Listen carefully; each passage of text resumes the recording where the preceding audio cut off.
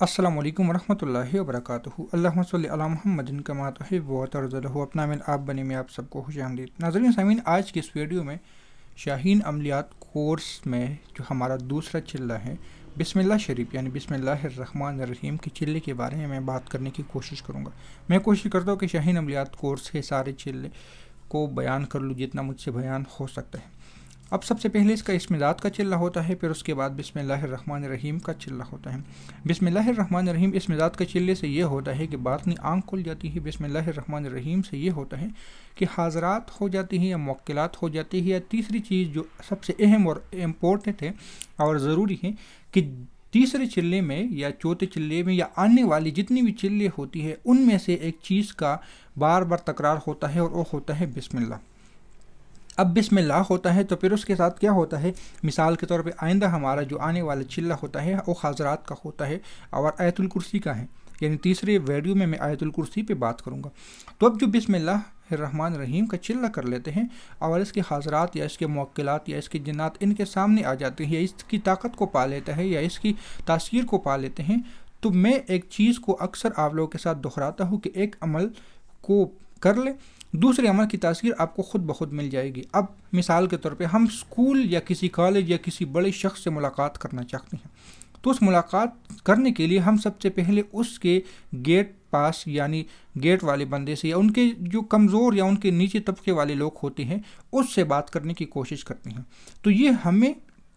وقت تک پہنچانے میں کام دیتا ہے۔ یہاں پہ بسم اللہ الرحمن الرحیم کا یہ بہت بڑا دخل ہوتا ہے، بہت بڑا راز ہوتا ہے کہ بسم اللہ کے موکلات جو ہوتے ہیں ہم اس کو پا لیتے ہیں اور آئندہ آنے والی ہر عمل میں بسم اللہ الرحمن الرحیم کی تکرار ہوتی ہیں، تو پہلے ہی ہمارے پاس بسم اللہ کے موکلات ہوتی ہیں۔ تو اب جب دوسرا چلہ حاضرات والا ہوتا ہے تو بسم اللہ کے موکلات پھر ان کو بلانے کی کوشش کرتے ہیں، یعنی ہماری عمل کی جو طاقت ہے یا ہمارے عمل کی جو کامیابی کے چانس ہوتے ہیں وہ 60 سے 90% تک ہو جاتے ہیں۔ اس کی وجہ یہ ہوتی ہے کہ سب سے پہلے ہم نے اسم اعظم کا علیحدہ چلہ کیا ہوتا ہے، اس میں تاثیر ہمیں مل گئی، پھر بسم اللہ الرحمن الرحیم، تو پھر اس میں بھی اللہ یعنی اسم اعظم والی طاقت آ گئی اور پھر بسم اللہ پہ بھی ہم نے دوبارہ چلہ کیا۔ اب کیونکہ ایک چلہ 21 سے 41 دن کا ہوتا ہے تو یہاں پہ جو بسم اللہ الرحمن الرحیم کا چلہ تو سمجھ لے کہ ایک تیر سے دو شکار، یعنی ایک وقت میں ہم نے 2 چلے پاس کر لیے۔ تو اب تیسرے چلے کے لیے پھر یہاں سے جو ہماری کامیابی کے دروازے کھلنے لگ جاتے ہیں وہ تیسری چلے پہ ہوتے ہیں، یعنی ایک چلہ اسم ذات کا ہم کر لیتے ہیں، دوسرا بسم اللہ الرحمن الرحیم کا آ جاتا ہے، تو جب بسم اللہ الرحمن الرحیم ہم کر لیتے ہیں اور تیسرا پھر آیت الکرسی سے پہلے بسم اللہ الرحمن الرحیم پڑھ لیتے ہیں تو اسی وقت ہمارے موکلات آ جاتی ہیں۔ ایک تو ہمارے لیے حصار مضبوط ہو جاتا ہے،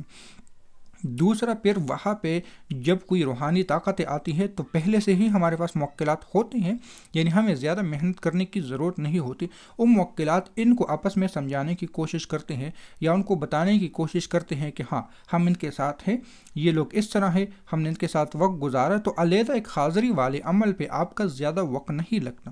آپ کا زیادہ ٹائم نہیں لگتا، آپ کو پریشانی نہیں ہوتی، اس لیے کم وقت میں انسان کو زیادہ سے زیادہ کامیابی ملنے کے چانسز ہوتے ہیں، کیونکہ اس اسپیڈ میں سال ہا سال لگ جاتی ہے۔ جو کہتے ہیں کہ میں 1 مہینے میں یا 1 دن میں کامیاب ہو جاؤ، ایسا ممکن نہیں ہے، ایسا ہرگز ناممکن ہے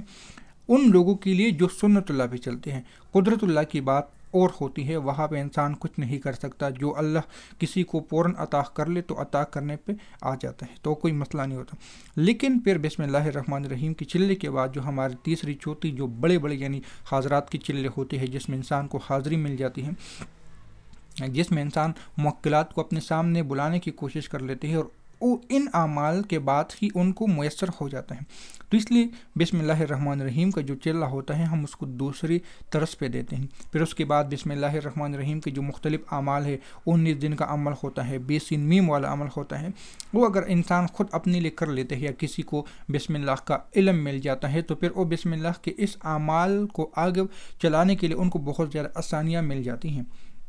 تو اس لیے ہم نے اس کورس میں بسم اللہ الرحمن الرحیم کے چلوں کو دوسرے نمبر پہ رکھا۔ اس سے پھر آپ لوگ یہ کہ آپ کو پہلے باطنی آنکھ کھل جائے، پھر دوسری آپ کی آگے آنے والے اعمال کی طاقت کیسے بڑھے گی، تو یہ دوسرے چلہ ہوتا ہے۔ تیسری چلے میں ہم انشاءاللہ تعالیٰ آیت الکرسی